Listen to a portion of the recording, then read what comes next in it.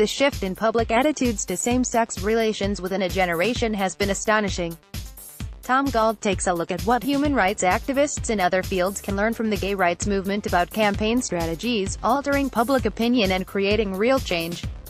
Of all the civil rights struggles in recent history, the success of the gay rights movement is perhaps the most extraordinary. Back in 1987, when the HIV/AIDS epidemic was still gathering force, the future looked grim as public opposition to same-sex relations reached a peak of 75% in the UK. However, remarkably, the following few years saw a dramatic shift in popular opinion. Within a decade, the proportion of people who believed that sexual relations between two people of the same sex was always wrong had fallen to 44%. By 2010 that figure would sit at 20%, and a whole new generation has now been raised for whom gay marriage is largely uncontroversial. But how did the gay rights movement achieve such success? A hard-fought campaign. Image credit, Heather Mount, Unsplash. These incredible achievements did not come easily. Tough and concerted campaign was waged, not just for legal equality in institutions such as the education system and the military, but against the culture of prejudice which sought to deny gay people their dignity. It is a similar culture of prejudice that many other marginalized groups face today. Britain's Muslim community faces particular suspicion, with a YouGov poll in 2017 finding that 55% of British people support racial profiling for Arabs or Muslims.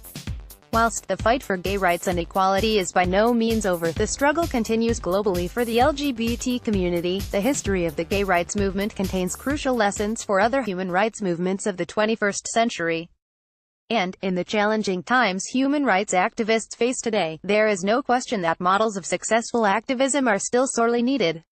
Emotion, not reason. Popular culture led the way. Image credit, Esther Vargas. Flickr. Tackling prejudice has always been a matter of appealing to emotional instinct rather than reason.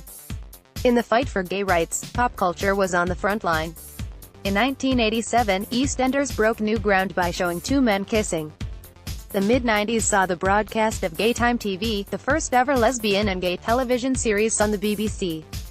Unlike Gay Life, its more sobering predecessor on London weekend television, Gaytime TV's purpose was not to cast light on homophobic injustice but to challenge the squeamishness of British society at the time by celebrating gay lifestyle. Pride marches in Britain took place in Manchester in 1990 and in Brighton and London in 1992.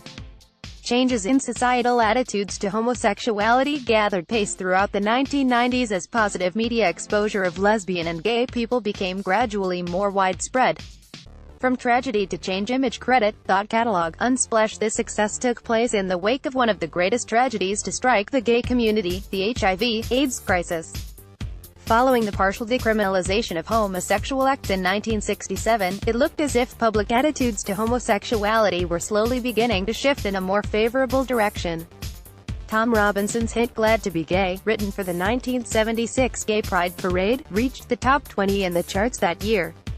However, the outbreak of HIV/AIDS in the 1980s triggered a moral panic in British society which culminated in the implementation of Section 28, forbidding the promotion of homosexuality in state schools, the first new anti-gay law in a century. Whilst this legislation came as a blow to the gay rights movement, which had been making steady progress, veteran campaigner Peter Tatchell has argued that it galvanized support for the cause and it drove us to a level of activism unprecedented in our history.